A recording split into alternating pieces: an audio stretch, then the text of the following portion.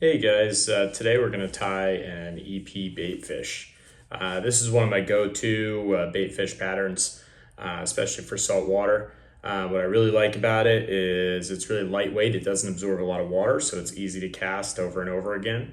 And its profile is pretty robust, so it can move a lot of water.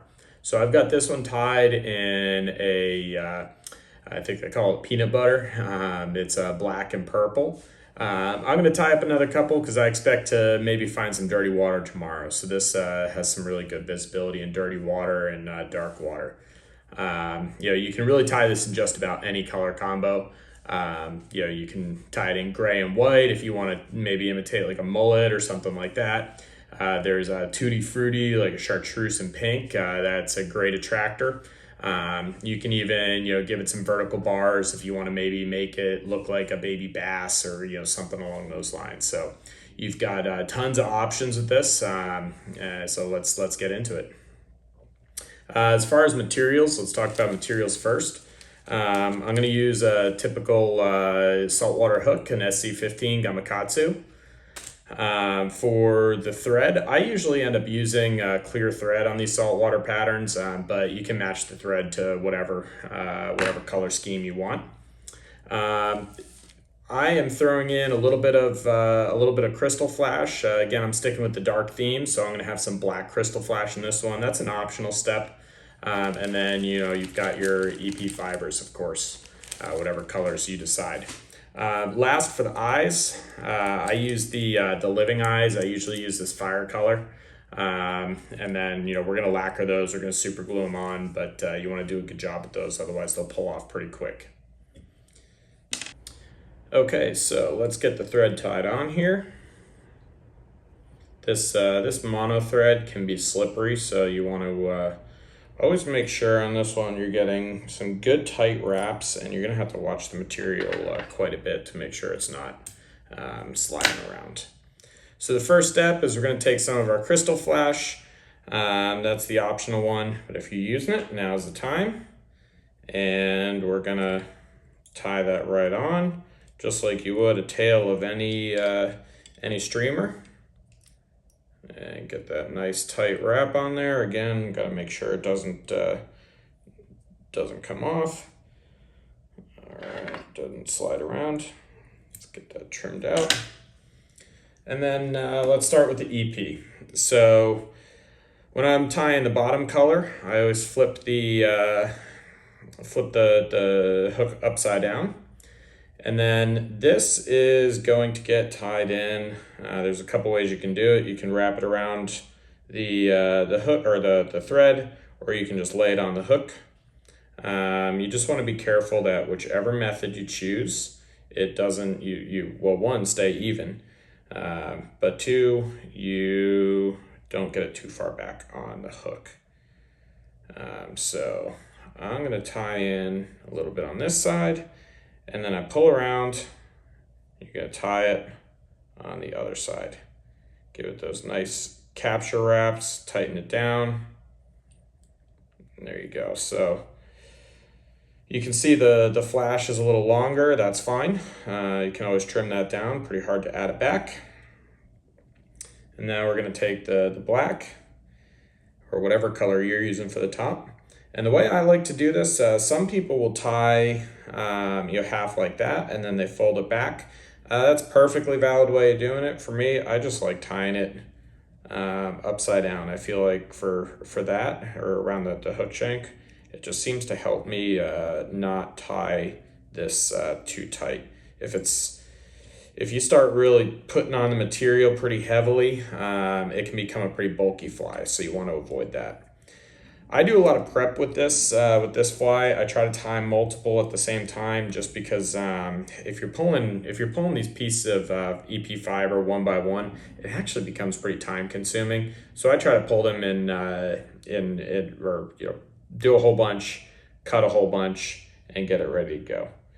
So we're gonna go back to wrapping the purple or whatever your bottom color is around the hook shank.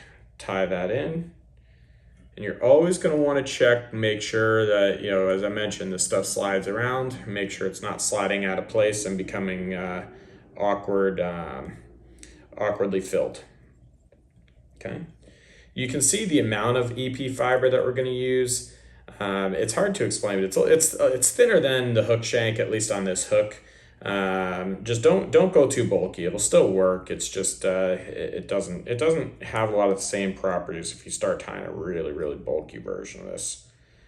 So we're going to keep alternating like this, back and forth. And you're going to keep flipping your vise around. Maybe for you, you'll feel it's, not too difficult, and you'll just keep going there. But for me, much easier to tie it like I'm doing, going upside down and then flipping it back. You want to leave enough space as well. You don't want to get it overly tight, close together, because then again, it's just going to add a lot of bulk. So for me, I usually, on a size 2/0 that I'm using right here, it's usually about 2 full length strands cut in half. And then I can do about 1 more strand that I cut into 4 pieces. So I cut into half and then cut in half again. So right now I'm using my last, full length piece. A lot of that is really driven by, what size and shape do you want? If you're going to want this like a really long fly, you're going to use obviously a lot more of the longer pieces. You might tie it a little differently too. You'll see a lot of these fibers that I'm tying in are going a little bit more straight up and down. So that is going to give me a little bit more of a thick profile, which is what I'm looking for specifically with this one. But if you want like a really long, like say a mullet, you might decide to go a little longer on all your pieces. Maybe you're going to use the whole length of the EP or something like that, especially if you're tying for offshore. So now I'm moving into the shorter pieces that I'm using, because this is all for this specific one that I'm doing. This is all just going to get trimmed down anyways. So no point in blowing through a whole ton of this stuff, just to cut it all off and have it just get thrown in the trash. So keep going same way. It gets a little repetitive, but you'll start to get pretty fast at doing this. You might be able to see it. It almost looks like it has notches in it.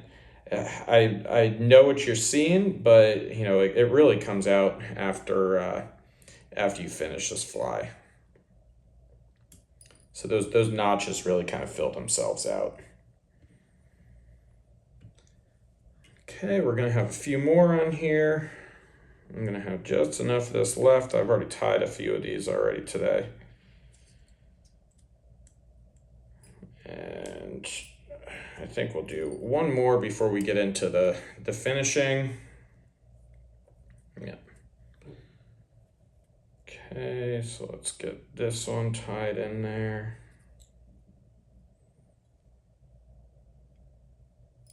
Okay. So now we're going to do the last couple wraps here. For this one, I got some, it's a little long, but that's okay, I can trim it out. For this one, you're gonna still tie it in around halfway, but we're just gonna tie this flat to the hook shank here. Still wanna make sure it stays nice and even there. And then before we do anything else, we're gonna flip it back over, and we're gonna do the same thing with the top color. Okay, again, make sure you're trying to keep it at the same length, get that nice wrap. Okay, and now that you've got both of these, you're gonna fold them back, and you're gonna capture all that in. Do a couple tight capture wraps.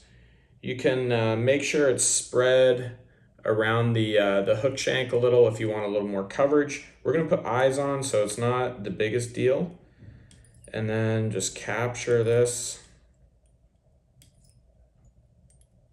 Form whatever size head you want or don't want. then we're gonna just whip finish that.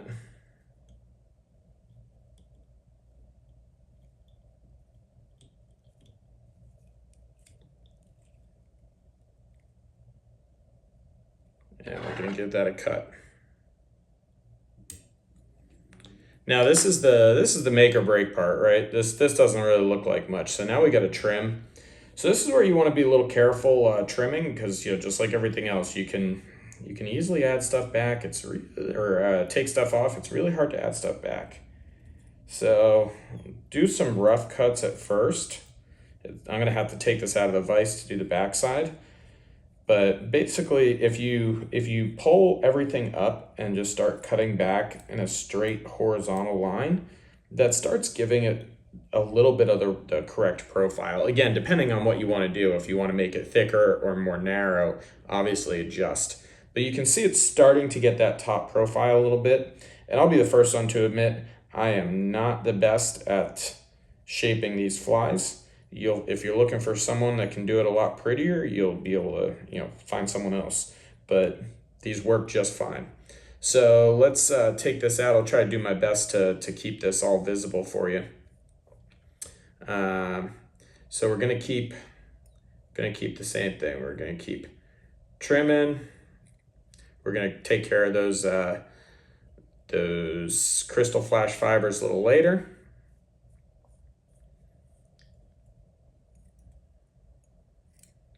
Keep getting that profile. You can see this, the top is not really the best right now, so we're gonna get that trimmed down. And keep always make sure you're kind of smoothing it out so that you can really see, what's it gonna look like when it's going through the water. Because if you pull everything out one direction, that's not exactly how it's gonna flow. So you could wind up with a little bit of an awkward cut. So I still need to get that bottom trimmed nicely. I'm gonna trim those flash fibers. And you can see this is starting to take shape. So you can really mess with this as much as you want. I like trimming it just inside that hook point. I just feel like that's less of a chance of it fouling, up the hook set. So I like to try to get that stuff out of there. Okay, so you see we're starting to get there. I'm not going to spend too much more time doing this, even though it's not really where I want it yet.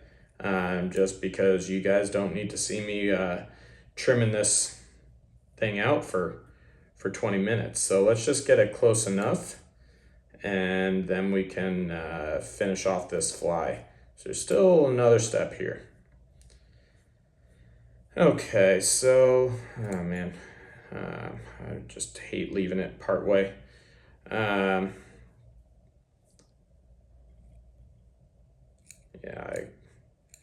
too much of a perfectionist to leave it looking like that, but all right, that's close enough. I'll finish that part later. So let's get this back in the vise.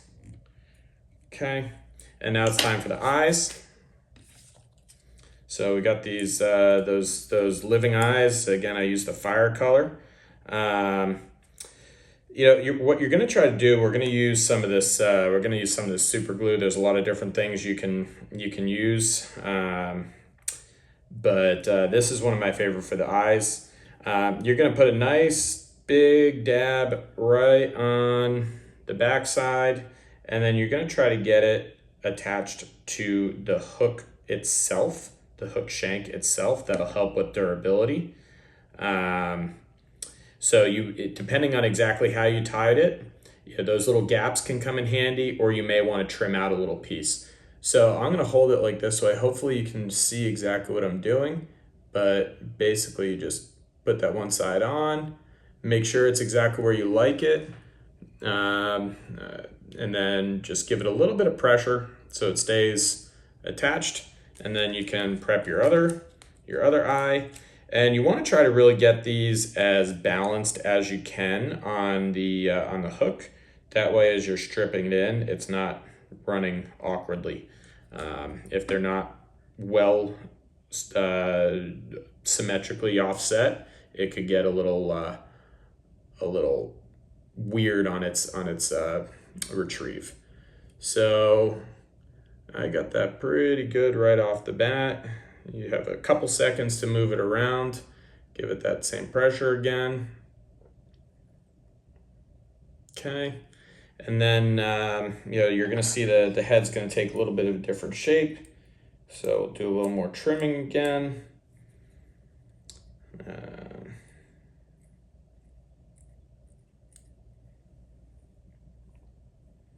You can see that nice profile coming through, but like I said, I'll do a little more work after this.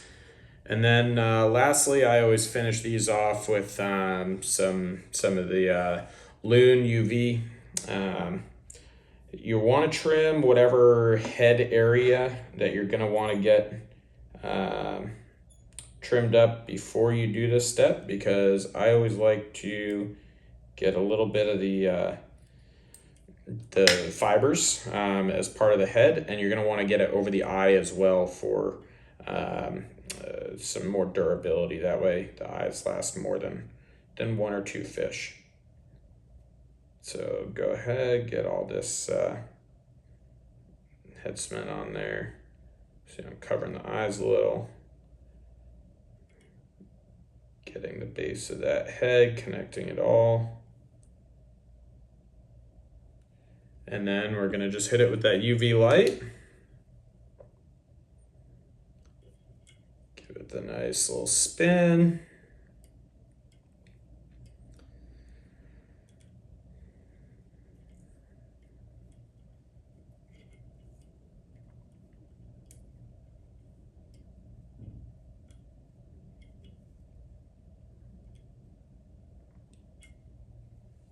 And there we go. So keep finishing that however you want with the with tapering that profile, and then you've got yourself a fly. So good luck. Tell me what your favorite colors are in the comments, and I'll see you next time.